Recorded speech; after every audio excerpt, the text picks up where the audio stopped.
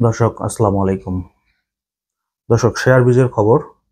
হাসিনা পালানোর 6 মাসে প্রকাশ হয়নি শেখ হাসিনার আর্থিক দুর্নীতি।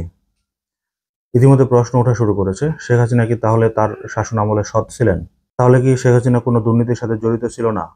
যদি জড়িত থাকতো তাহলে তো এই সরকার এতদিন এই হাসিনার দুর্নীতির সব অপকর্ম বের করে ফেলতেন এবং জনগণের সামনে প্রকাশ করতেন। তো শেয়ার বাজারের খবরে যেটা বিস্তারিত বলা হয়েছে যে ছাত্র জনতার অভ্যুত্থানে 5ই আগস্ট দেশ ছেড়ে পালিয়ে যান হাসিনা। 6 মাস পেরিয়ে গেছে। এ সময় শেখ হাসিনার বিরুদ্ধে হত্যার অভিযোগ সহ 2,500 মামলা হয়েছে। পূর্বাচলে প্লট কেনা নেওয়ার অভিযোগে দুর্নীতি দমন কমিশন একাধিক মামলা করেছে শেখ হাসিনার বিরুদ্ধে। তবে বিদ্যুৎ খাত, বিভিন্ন প্রকল্প উন্নয়ন গ্রহণ, সরকারি কেনাকাটা প্রভৃতি সুনির্দিষ্ট কোনো অভিযোগ আনতে পারেননি অন্তর্বর্তী সরকার। খবরে আরো বলা হয়েছে, হাসিনা 15.5 বছরে দুর্নীতি চিহ্নিত করতে সরকার শ্বেতপত্র প্রণয়ন কমিটি করলেও বাস্তবে তার কোনো অভিযোগ তুলে ধরা হয়নি। দুর্নীতির সম্ভাব্য কিছু খাত ভাষা চিহ্নিত করা হলেও নেই কোনো সুনির্দিষ্ট অভিযোগ ও দালিলিক প্রমাণ। ফলে অনেকটা হাইপোথেটিক ভিত্তিতেই বলা হয়েছে, হাসিনা 15 বছরের শাসন আমলে $240 বিলিয়ন পাচার হয়েছে, যা গড়ে প্রতি বছরে $16 বিলিয়ন। শ্বেতপত্র 28 শ্বেতপত্রে 28 উপায়ে অর্থ পাচারের কথা উল্লেখ করা হয়েছে। তবে এই অর্থ পাচারের পেছনে প্রকৃতপক্ষে কে বা কারা দায়ী তার কোনো ইঙ্গিত দেওয়া হয়নি। এসব অর্থ পাচারের পেছনে শেখ হাসিনার সংশ্লিষ্টতা কতটা তাও স্পষ্ট করা হয়নি। যদিও বিদ্যুৎ খাত মেগা প্রকল্প বাস্তবায়ন, সরকারি বিভিন্ন কেনাকাটার মাধ্যমে সরাসরি দুর্নীতি, অর্থ পাচার করেন হাসিনা ও তার মন্ত্রীরা, তবে শ্বেতপত্রে এগুলো সযত্নে এড়িয়ে যাওয়া হয়েছে। শেখ হাসিনা নিজেই বিদ্যুৎ, জ্বালানি ও খনিজ মন্ত্রী ছিলেন। এ মন্ত্রণালয়ের কোনো ফাইল তার অনুমতি ছাড়া পাশ হয়নি। তবে 15 বছরে 100-ও বেশি বিদ্যুৎ কেন্দ্র অনুমোদন দেন শেখ হাসিনা সরকার। এসব কেন্দ্রের অনুমোদনের বিপরীতে বড় ধরনের কমিশন বাণিজ্য করা হয়, তবে শ্বেতপত্রে এগুলো এড়িয়ে যাওয়া হয়েছে।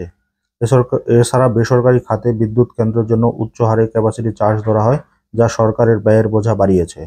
অথচ এসব ক্যাপাসিটি চার্জের একটি অংশ যেন বিদ্যুৎ মন্ত্রী, প্রতিমন্ত্রী, উপদেষ্টা সহ সংশ্লিষ্টদের পকেটে। এসব বিষয়ে বিস্তারিত কিছু নেই শ্বেতপত্রে। এমনকি দুদকের পক্ষ থেকেও এসব বিষয়ে কোনো অনুসন্ধান করা হচ্ছে না। তার মানে সব মিলাই বোঝাই যাচ্ছে যে হাসিনা সরকারের আমলে দুর্নীতি হয়নি। এদিকে রূপপুর পারমাণবিক বিদ্যুৎ কেন্দ্রে $5 বিলিয়ন বাড়তি ব্যয় ধরে তা আত্মসাতের অভিযোগ উঠলেও বিদ্যুৎ খাতে এর জন্য গঠিত পর্যালোচনা কমিটি এই প্রকল্পটিকে রেখেছে তাদের বিবেচনার বাইরে। অথচ পারমাণবিক বিদ্যুৎ কেন্দ্র প্রকল্প বর্তমানে বিশ্বের দ্বিতীয় ব্যয়বহুল প্রকল্প। এছাড়া ব্যয় বেশি হওয়ার কারণেই পর্যালোচনা করা হয়নি। এছাড়া হাসিনার সময় কুইক রেন্টাল বিদ্যুৎ নিয়ে সবথেকে বেশি সমালোচনা হলেও সরকারে গঠিত পর্যালোচনা কমিটিগুলো এড়িয়ে গেছে এগুলো। অন্যদিকে হাসিনার সময় বেশ কিছু মেগা প্রকল্পের দুর্নীতির অভিযোগ ওঠে, যেমন পদ্মা সেতু, metro rail, Karnaphuli tunnel, Dhaka Mawa Bhanga express. এসব ব্যয়েও কিন্তু তেমন কোনো প্রমাণ নেই সরকারের হাতে যে এগুলোতে বেশি ব্যয় হয়েছে নাকি কম ব্যয় হয়েছে। এছাড়াও মাতারবাড়ি বিদ্যুৎ প্রকল্প নিয়েও কিন্তু সুনির্দিষ্ট তথ্য নেই এই শ্বেতপত্র কমিটির প্রণয়নের কাছে। আরো বলা হয় যে শ্বেতপত্র অর্থ পাচারের কথা বলা হলেও অর্থের গন্তব্য কি তার উল্লেখ নেই। সরকারের পক্ষ থেকেও এগুলো নিয়ে কোনো ধরনের বিস্তারিত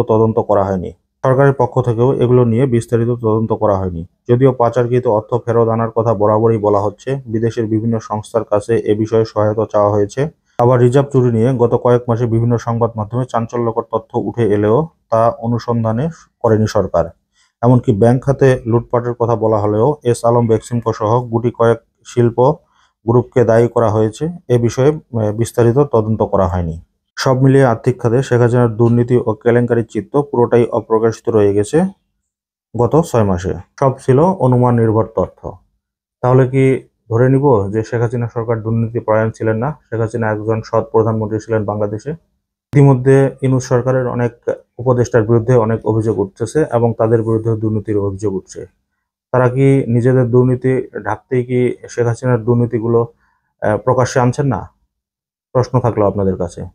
তো দর্শক, আজকের মতো এই পর্যন্তই। আল্লাহ হাফেজ।